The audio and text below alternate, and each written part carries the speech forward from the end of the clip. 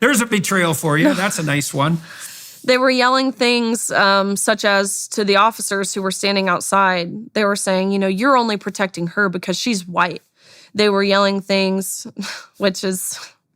they were yelling things such as, you shouldn't have come here. You should have known what you were getting yourself into. You knew we would riot. Let her out of that room so we can handle her ourselves. At a point, What do you think would have happened? What do you think would have happened, just out of curiosity, or what were you imagining would happen if they would have got access to you? It's a scary thought. You have any sense? Like realistic? Yeah. It's a scary thought. Well, we saw what happened to Posey Parker in New Zealand, right? I mean, she got mobbed quite nicely, and she had tomato soup doused on her. It never got to the point of, permanent physical violence. But they would have. What do you think would have happened? I think just that. I think these people, based off of what they were saying, I mean, they were explicitly saying they wanted to hurt me. I don't know to what extent that looks like, but I'll tell you, these people they were unhinged. They were relentless. And that's something they kept saying is, we're not letting up. Right. Well, and they're in a mob too, which is always a bad thing, right? Because even if each of those people was only 5% insane on their own, in a mob, they're 100% insane. And so, and so how many people are in there barricaded in with you? And why were the barricades effective? Why didn't they just hammer down the doors and have at her? It was just in terms of people in the room, other than the officers, it was just me in that room. There was a few officers who would filter in and out, but there was a few campus officers who stood outside the door who kept people from, I guess, tearing down the door. How did they treat you? How did the officers themselves treat you? What was their attitude towards you like? I, of course, respect law enforcement and applaud them for their job because it's a hard job and it's a thankless job. But these officers were, I don't know if pitiful is too harsh, but they were terrified. They were terrified. Yeah. They were scared to be seen as anything other than an ally to this community. There was one person in the mob who was African-American who, I guess the officer just had to push around a little, and to which this person yelled back, you're only doing this because I'm African-American. I'm going to sue. And so these officers, they don't want to put themselves in that position. They've seen how that's gone in the past, again, to a much greater extreme, but they don't want to deal with this. They want all hands off deck.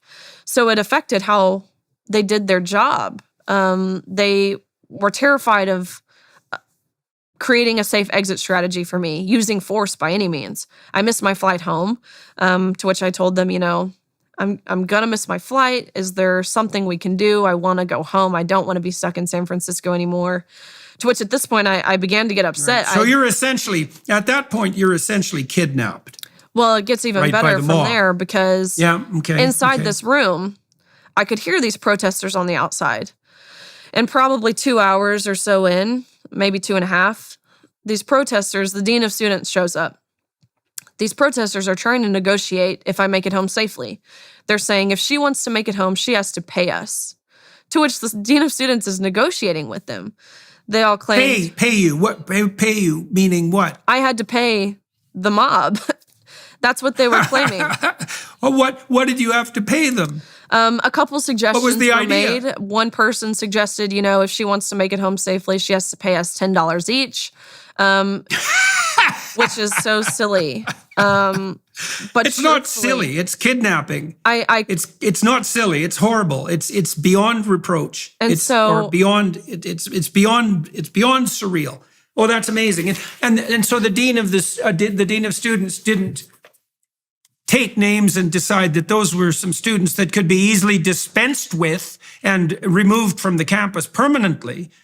She decided she'd negotiate with them and play nice because after all, they were doing was kidnapping you and extortion and engaging in extortion with the threat of violence. That's all they were doing. Whereas you were, complaining about the fact that you'd been subjected to an utterly unfair competition by officials that had betrayed you. That's your crime. Their crime is kidnapping and extortion.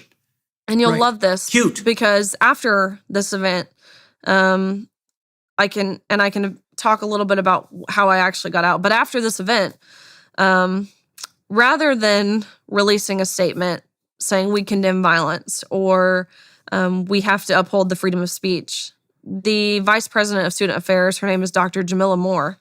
She sent out an email to their student body. In this email, it says, "We applaud our brave students. They were in a situation where they were met with adversity. They were met with, they were put in a very hard circumstance listening to someone who spreads violence. And we applaud their bravery and their peaceful protest." Sent an email to their university describing what I went through as peaceful. And so I read this. Yeah. And I'm so curious. Well, you know, that's a real backhanded compliment that you're a sufficiently terrifying force to have oppressed, 200 rampaging mobsters. You really are quite the monster if you were able to manage that. Exactly. While you're being barricaded in a room and essentially kidnapped and extorted. So, that's definitely a compliment to Totally. you in the most backhanded possible way. Yeah. Well, it's quite something to watch this, this offer of an extended sense of victimization to the perpetrators themselves. Had to undergo all the trauma of having to listen to you describe how you were betrayed by the NCAA and by the Biden administration and by all the virtue signaling dimwits who thought that forcing you and your teammates to compete against a man was actually acceptable and morally justifiable. And so now we're in a situation where your mere attempts to defend yourself are regarded as some variant of hate speech and provocation to violence. Yeah, that's perfectly goddamn delightful. That's a lovely way to think about it. So, I don't suppose you heard from anyone like Kamala Harris, for example, complimenting you on your bravery. I know she sent off a missive a while back to Dylan Mulvaney, letting him know what a brave soul he was for doing whatever the hell it is that he's doing. I don't suppose you heard anything from anybody up in the Democratic authorities I complimenting sure have you on not. your bravery. Absolutely Yeah, not. I bet you haven't. No.